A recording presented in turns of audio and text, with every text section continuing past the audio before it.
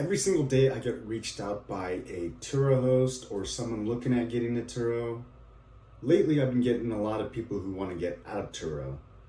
I went on the website to go do a little bit of research on a host that is or was doing well on the platform and is here in the Vegas market.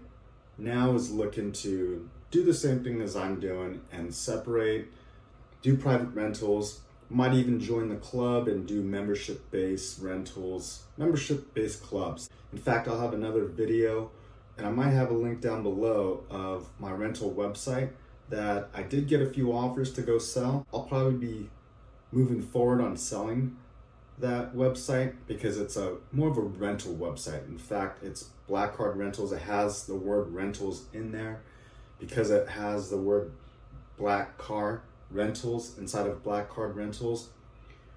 I'm feeling that this domain is going to do really well as far as indexing well on Google and just all around marketing within the name itself. I went on TURO today, and it's been a while since I actually looked on the consumer side or the customer side, the renter side.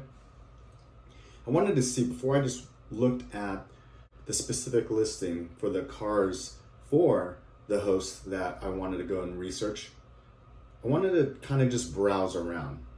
And after a couple of minutes, I'm already seeing that it's not good. To give you an idea, one big difference I've seen right when I get onto the site is the promoted price point that ranks real high seems to be around $50 to $65. And before you would see cars that were probably at the $50, $60 range, what you would expect at that level. But now I'm seeing Tesla Model 3s, Tesla Model Ys, 2022s, some really nice cars.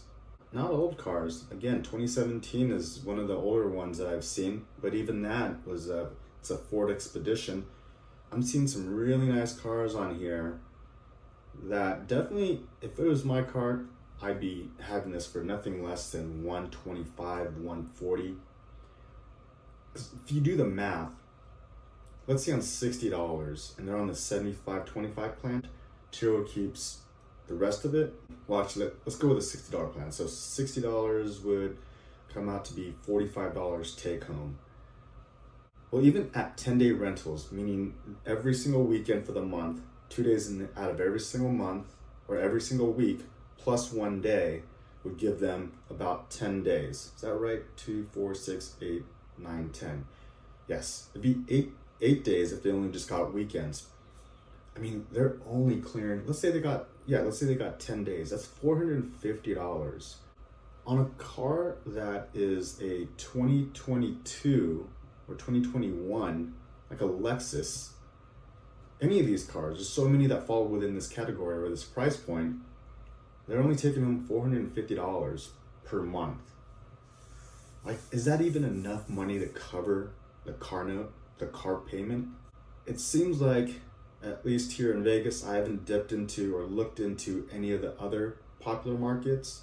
But here in Vegas, it seems like TURO's not doing too good. And I'm looking at some of the reviews, I'm looking at some of these listings to see frequency of reviews, to see, and I know that that's not the determining factor and not a great way to find out how many rentals they got in the month. But I'm also looking at their calendar to see what days are being booked up or if there's any days that are not available, to see if they have future bookings. And this is something I would do often when researching my, I guess you would call them competitors, cars somewhat in my space.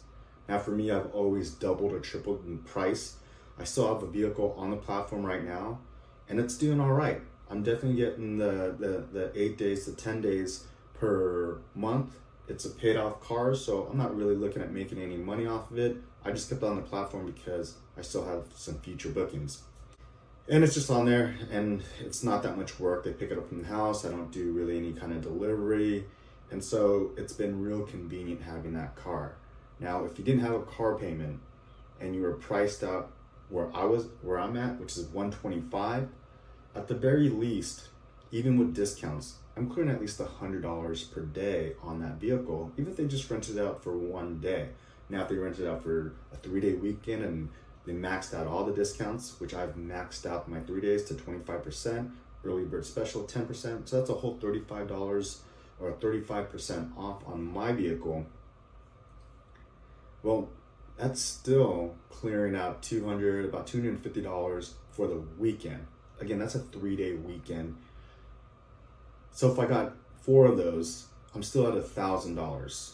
And when I was having a car payment on the vehicle, that was about $600 with insurance, a little bit more than let's say $650 on that. I was still making $350 payments. Now again, that's a 2018.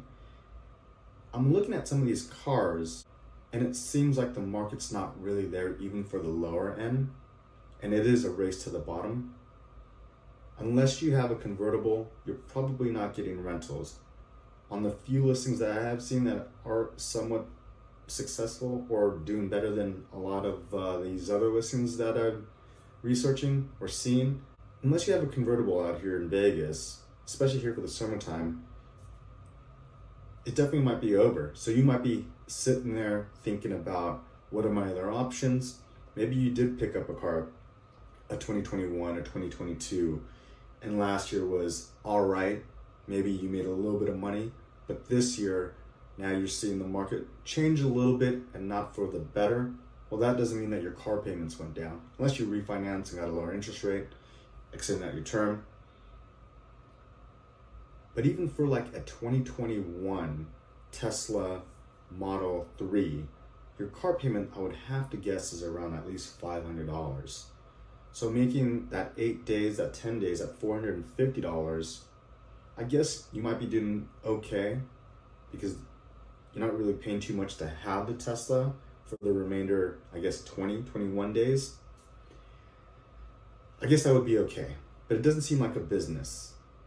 So I wanted to share that, and that's the reason why I'm going on my own, having my own private fleet, having my own website, setting up my membership, setting it up in the form of a club. That way I can continue to do the rental business or do the car business as I've been doing for the past almost 8 years, because I do love this type of business. The platform just doesn't give you enough control. And that's exactly what a website will be doing, is it gives me a little bit more control. Another thing to add is on these day rates for $60, that's not even including TURO's trip fees and the insurance. So I know for a fact that the end renter is going to be paying on a $60 day rate close to $100 at least, even up to $120. I've easily seen the charges for renters be double than what the day rate is. And unfortunately, we don't make money as host when we partner up with TURO on the trip fees or the insurance or anything else, except for your extras that you charge. And maybe there's some extras here that people are making money off of that.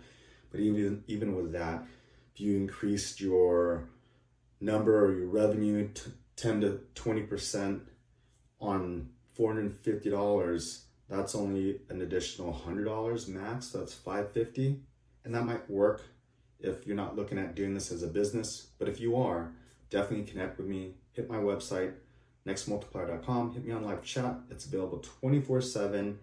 And I'll assist you any way possible. Or if you have any questions in regards on how you could do your own private rental fleet and go private, maybe you want to do something along the lines of doing both.